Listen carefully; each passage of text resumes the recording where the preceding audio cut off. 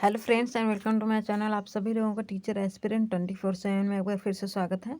आज हम लोग पेडागोजी सेक्शन में जैसे हमारी कंटिन्यू क्लास चल रही है, मैं डेली बेसिस पे 1 या 2 क्लास दे रहे हैं जैसे पॉसिबल हो रहा है। ठीक है, तो हम लोग बिहेवियरिज्म पढ़ रहे थे, यूनिट 2 का है। थॉर्नडाइक, पावलोव, ये सारी चीज़ पढ़ चुके हैं। आज हम लोग पढ़ेंगे स्किनर को। ठीक है, स्किनर सिद्धांत पढ़ेंगे। तो इनका फुल नेम क्या है, पहले इनके बारे में जान लेते हैं। इनका फुल नेम है BF स्किनर। ठीक है, इनका क्या नाम है, फुल नेम BF स्किनर। अगर इनकी बात करें DOB मतलब डेट ऑफ बर्थ क्या है, 1938 में पैदा हुए थे। और कहाँ हुए थे, USA। मतलब ये कहाँ के हैं, USA, एक अमेरिकन है। ठीक है, ये पूछा जाएगा कि ये कहाँ के हैं, ये USA के हैं। ठीक है, अगर हम बात करें कि इन्होंने किस पर, जितने भी बिहेवियरिज्म है, जितने भी व्यवहारवाद वाले हैं, सब ने किसी न किसी एनिमल पर काम किया है। ठीक है, किसी न किसी एनिमल पर प्रयोग किया है और उसके व्यवहार का अध्ययन करके तब कोई सिद्धांत दिया। तो इन्होंने किस पर अध्ययन किया था, तो इन्होंने चूहे पर किया था। ठीक है, जिसको इन स्किनर का बक्सा भी कहते हैं। क्या कहते हैं, स्किनर का बक्सा। इन्होंने कबूतर पर भी किया था, लेकिन वो इम्पोर्टेंट नहीं, वो कभी नहीं पूछा जाता। आपसे कभी भी पूछा जाएगा कि स्किनर ने किस पर प्रयोग किया था, तो चूहे पर किया था। ठीक है, इनकी कुछ इंपॉर्टेंट बुक हैं, वो हम लोग देख लेते हैं। बुक बहुत पूछी जाती हैं, तो इनकी 2 बुक हैं। ठीक है, एक है बियॉन्ड फ्रीडम एंड डिग्निटी। ठीक है, बियॉन्ड फ्रीडम एंड डिग्निटी। दूसरा है बिहेवियर ऑफ ऑर्गेनिज्म। ठीक है, तो इसमें से जो इम्पोर्टेंट है, ये बुक आपको बिल्कुल नहीं भूलनी है, ये वाली बुक। ठीक है, ये बुक आपको किसी भी कंडीशन में नहीं भूलनी है कि ये किसकी है, बिहेवियर ऑफ ऑर्गेनिज्म, ये किसकी है, स्किनर की है। और दूसरी बुक है बियॉन्ड फ्रीडम एंड डिग्निटी। ठीक है, आगे आगे हम चलते हैं। इनके सिद्धांत के अलग अलग नामों से भी जाने जाते हैं। कभी कभी एग्जाम में ऑप्शन में अलग अलग नाम दे देता है, एक ही सिद्धांत के पूछता है कौन सा है कौन सा नहीं है, तो ये आपको याद रखना। इन्होंने एक ही सिद्धांत दिया, उसका क्या नाम, क्रिया प्रसूत सिद्धांत भी कहते हैं। उसी को और RS सिद्धांत कहते हैं। मतलब पहले रिस्पॉन्स, ठीक है, पहले क्या है रिस्पॉन्स, फिर क्या है स्टिमुलस। तो RS सिद्धांत किसने दिया है, थॉर्नडाइक ने SR सिद्धांत दिया है, स्किनर ने RS सिद्धांत दिया है।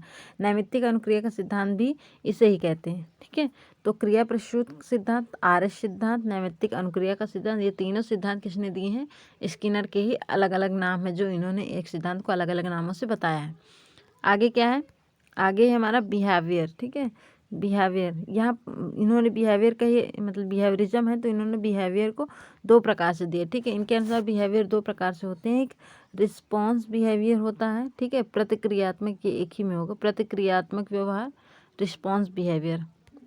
ठीक है, रिस्पॉन्स बिहेवियर क्या होता है, जब कोई उद्दीपक देख के जो कार्य होता है। ठीक है, रिस्पॉन्स क्या होता है, मान लिया हमने कोई उद्दीपक देखा, ठीक है, तो उसके बाद जो कार्य होता है वो क्या होता है, रिस्पॉन्स बिहेवियर होता है। ऑपरेंट बिहेवियर क्या होता है, सक्रिय व्यवहार, बिना किसी उद्दीपक का, अर्थात स्वयं से कार्य करना, वो क्या होता है, ऑपरेंट बिहेवियर या सक्रिय व्यवहार।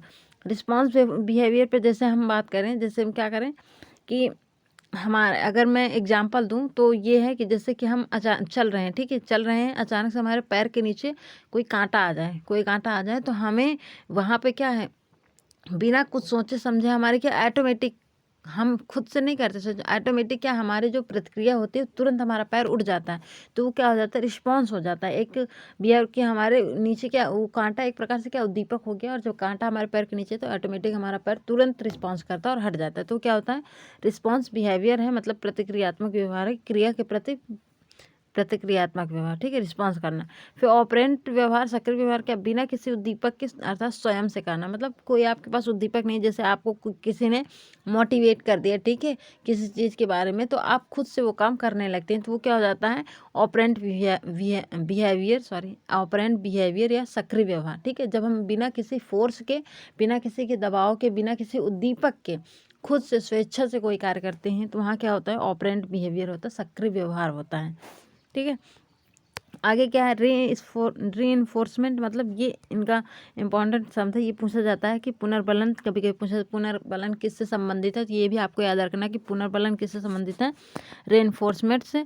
तो रीइंफोर्समेंट, इन्होंने रीइंफोर्समेंट या पुनर्बलन को भी 2 भागों में बांटा है। पहला क्या है हमारा पॉजिटिव। ठीक है, पहला क्या है हमारा पॉजिटिव रीइंफोर्समेंट, मतलब धनात्मक, ठीक है। पॉजिटिव दूसरा क्या है निगेटिव।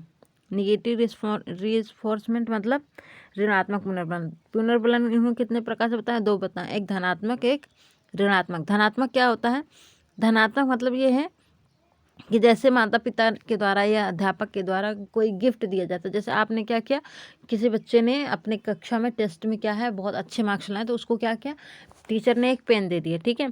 तो वो क्या हो जाएगा, जब उन्होंने पेन दिया तो वो क्या करेगा कि वो अगली बार क्या करेगा, उससे और अच्छा करने की कोशिश करेगा। तो ये क्या हो जाएगा कि धनात्मक पुनर्बलन है कि उसने इस बार अच्छा किया तो उससे वो 2 गुना या उससे ज़्यादा अच्छा करने की कोशिश करेगा। तो क्या है, एक धनात्मक पुनर्बलन है, ठीक है। इसीलिए यहाँ पे लिखा है यह क्या करता है, प्रतिक्रिया को बढ़ावा देता है। मतलब जो भी इसने इस बार प्रतिक्रिया उसको गिफ्ट मिला है तो वो अगली बार उससे और अच्छा करने की कोशिश करेगा। तो क्या हो जाएगा, धनात्मक पुनर्बलन हो जाएगा। अगर हम ऋणात्मक पुनर्बलन की बात करें तो ऋणात्मक पुनर्बलन क्या होता है कि ऋणात्मक, देखिए यहाँ पे ऋणात्मक गलत लिखा है, आप लोग इसको सही कर लीजिए, ठीक है। ऋणात्मक पुनर्बलन क्या है, जैसे कि आप बहुत मेहनत कर रहे हैं, ठीक है, आपको जॉब नहीं मिल रही है, कभी कभी अनफॉर्चुनेटली हो जाता है, कोई चीज़ की कमी रहेगी नहीं, तो जब जो मोहल्ले वाले होते हैं ना बोलते हैं अरे तुम्हारा कुछ नहीं हो सकता, तुम नहीं पढ़ते हो, तुम्हारा ये है वो, ये सारी चीज़ें क्या एक निगेटिविटी आती है, ठीक है। क्या हो जाता है, ऋणात्मक पुनर्बलन आता है कि बच्चे के अंदर से हतोत्साहित हो जाता है कि अरे सब लोग ऐसे बोल रहे हैं कैसे पढ़े, तो वो डिमोटिवेट हो जाता है। तो क्या ऋणात्मक पुनर्बलन है, ठीक है। तो आगे चलते हैं, आगे है ये पुनर्बलन की बात होगी। अब हम बात करेंगे पनिशमेंट। पनिशमेंट भी स्किनर के पनिशमेंट मतलब सज़ा, ठीक है। पनिशमेंट भी उनके अनुसार, स्किनर के अनुसार उन्होंने 2 प्रकार की बताई, एक पॉजिटिव एक निगेटिव। पॉजिटिव का मतलब धनात्मक, निगेटिव का मतलब ऋणात्मक, मैंने एक बार बता दिया। पॉजिटिव का मतलब ये है कि पॉजिटिव से सेंस यहाँ पे ये है कि बच्चों को धनात्मक सजा से मतलब ये है कि जैसे बच्चों को क्या कर दिया हमने, होमवर्क दे दिया, ठीक है। होमवर्क दे दिया कि हाँ तुमको आज ये मतलब ये सारा याद करके आना है, या मतलब कि कुछ अच्छी चीज़ें करना है, पॉजिटिव वे में एक सज़ा देना कि उनसे क्या हो, उनका फ्यूचर सही हो, या उनका नॉलेज में ज्ञान मतलब नॉलेज में क्या बढ़े, मतलब नॉलेज बढ़े, या मतलब ऐसी चीज़ें देना जो निगेटिविटी ना हो, ठीक है। एक पॉजिटिव वे में उसको होमवर्क देना मतलब सज़ा देना, वो क्या होता है, एक पॉजिटिव पनिशमेंट होता है। जैसे होमवर्क देना बच्चों को कि हाँ तुम्हें कल ए फॉर एप्पल पूरे जेड तक याद करके आना है, या आपको काउंटिंग पूरा 1 to 100 तक है। तो ये क्या एक पॉजिटिव वे में क्या हो जाता है, एक पनिशमेंट है लेकिन एक पॉजिटिव वे में जो उसको क्या है उसके लिए लाभदायक है, ठीक है। उसके बाद क्या निगेटिव पनिशमेंट क्या है, निगेटिव पनिशमेंट से मतलब यहाँ पे ये है कि बच्चे को निगेटिव पनिशमेंट मतलब जैसे कि स्कूल में क्या एक दिन नहीं गया वो, उसने अवकाश ले लिया, ठीक है, एक दिन क्या अवकाश ले लिया उसने, तो क्या उसे ना 20 रुपये फ़ाइन लगा दी गई। तो ये क्या हो जाता है, ये एक प्रकार का निगेटिव पनिशमेंट है, ठीक है, कि बच्चों से फ़ाइन लेना कि आपने ये कार्य क्यों नहीं किया, उसके लिए आप 20 रुपये फ़ाइन दीजिए, या कुछ भी करना, या उसको कोई बच्चा होमवर्क करके नहीं आया तो उसको पनिशमेंट देना मतलब डंडे से मारना, ये सारे क्या निगेटिव पनिशमेंट आते हैं, ठीक है। आगे चलते हैं। उन्होंने वेरिएबल भी 2 प्रकार के बताए हैं। कितने प्रकार से बताए हैं, वेरिएबल 2 प्रकार के बताए उसने, एक चर वेरिएबल, दूसरा क्या है एक निश्चित वेरिएबल, ठीक है। वेरिएबल उन्होंने कितने प्रकार से बताए हैं, उन्होंने वेरिएबल कितने बताए हैं, 2, एक चर अनुपात वेरिएबल रेशियो, ठीक है, अनुपात को बताया वेरिएबल रेशियो और फिक्स्ड रेशियो। वेरिएबल को वी आर कर दिया, इसका इनका वी और आर ले लिया, इसमें फिक्स का एफ और आर का रेशियो ले लिया, तो क्या हो जाएगा एफ आर हो गया। तो ये शॉर्टकट था। यहाँ पे वेरिएबल अनुपात, ठीक है, वेरिएबल रेशियो जिसको कहते हैं, चर अनुपात से मतलब क्या है कि ये क्या होता है, ये चेंजेबल होता है, एकदम फिक्स्ड नहीं। अब फिक्स्ड में क्या है कि जो चीज़ एक बार कह दी वो मतलब जो फिक्स है वो फिक्स है, जैसे नॉट चेंजेबल जिसको कहते हैं, ये चेंज नहीं हो सकता। चेंजेबल में क्या होता है, जैसे कि रेशियो निकालना, ठीक है, जैसे कि पहले किसी बच्चे का हमने क्या किया, किसी बच्चे का क्या किया, या 2-4 बच्चे हैं तो हमने क्या किया, किसी का 1/1 रेशियो है, ठीक है, किसी का 1/2 रेशियो, किसी का 1/6 रेशियो है, तो ये क्या चेंज होता रहता है।